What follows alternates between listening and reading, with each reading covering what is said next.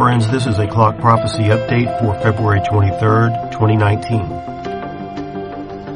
I want to discuss the timing of the death of the 41st U.S. President, Herbert Walker Bush, for a numeric parallel between that event and the end of the 41st Golden Jubilee just weeks from now. My heart skipped a beat when I first glimpsed news of the former president's passing, as the words, "Farewell to 41," were superimposed over his image in a major online news feed in December. See my September 10, 2018 update to understand the significance of the 41st Golden Jubilee, which ends on April 7, 2019. This key metric on the clock is one of three that could well culminate with the arrival of critical mass on the clock this spring.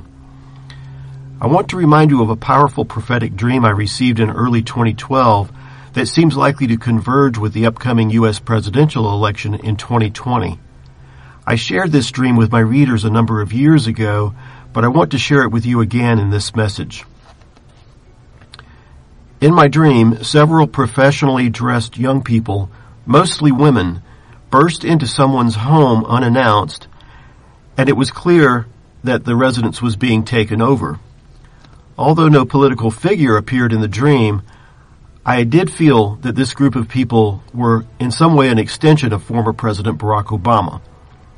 The dream concluded with the words, and I'll never forget them, "New law, slave movement."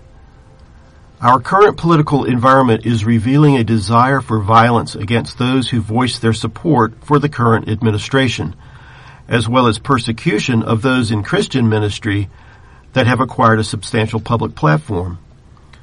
The words spoken in my dream point to new laws meant to silence the voices of the church in the days ahead.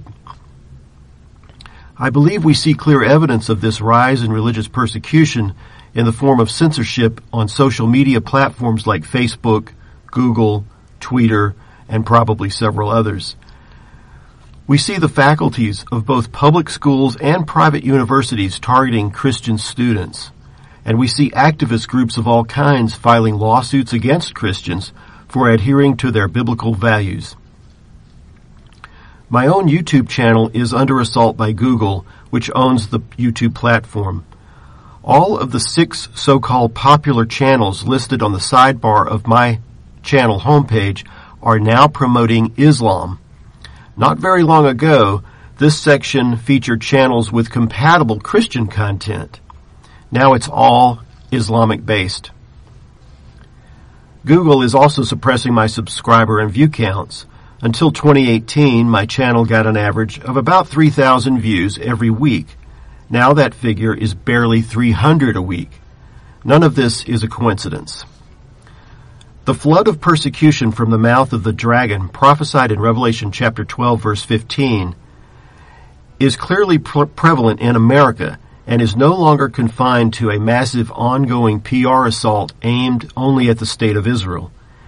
It seems that the woman in this passage refers to both Jews, whether Messianic or not, and Gentile believers as they stand against the forces of darkness and those loyal to the beast. Getting back to the dream I was given, there was an article about a week ago about a woman appointed to Alexandria Ocasio-Cortez to represent her efforts to challenge President Trump's policies in court. Her name is Ariel Ekblad, and I am posting her image to my website possibly later today. And the reason I want you to see it is because her demeanor and image are exactly what I saw in my dream when I heard those words, new law, slave movement. I realize these are not pleasant topics to think about, but it is important that we see how our progression to critical mass on the clock is tied to the rise of the Antichrist and how prophecy is unfolding through current events. If a large number of patriotic Americans come to be classified as a threat to national security, it could be a pretext for the movement of those individuals into facilities separating them from their homes and communities, a literal movement of slaves enabled by the passage of such laws. In my previous update, I shared how I expect President Trump to be caught up in false charges following a false flag attack on Barack Obama, identified on the clock as the first beast of Revelation. I believe the near-fatal head wound described by John in Revelation chapter 13, verse 3, to be an act of desperation on the part of the Antichrist cabal now forming in the United Kingdom, from where the beast will launch his campaign of world conquest. Of course, there are factions within our U.S. government that are intricately tied to this cabal. The UK's Brexit is another casualty in the war on freedom, as lawyers for the EU dismantle it piece by piece in order to maintain control over the European population. By halting Brexit, they will ensure the rise of the Antichrist out of Britain in the days ahead. See Chapter 6 of my book for the time value in Scripture that uncovers the identity of the Antichrist by name and his relationship to Barack Obama. The globalists know they must stop Trump or else be stopped by him. The question has been how. None of their schemes utilizing scandal, riots, ridicule, press assault, legal threats, or collusion with Russia have worked so far. They are now left by divine providence with just two options. The first is outright assassination, which they have concluded, I believe, would create more risk to them than they would be likely to survive. The second option is to create a conspiracy so disturbing that it would allow them to shut down the Trump presidency under the guise of national security, citing domestic terrorism. This is the option I believe they are going to take. There is just one person who can ensure the survival of the money laundering operations of the cartels owned by the global elite, and that person, in their view, is Barack Obama.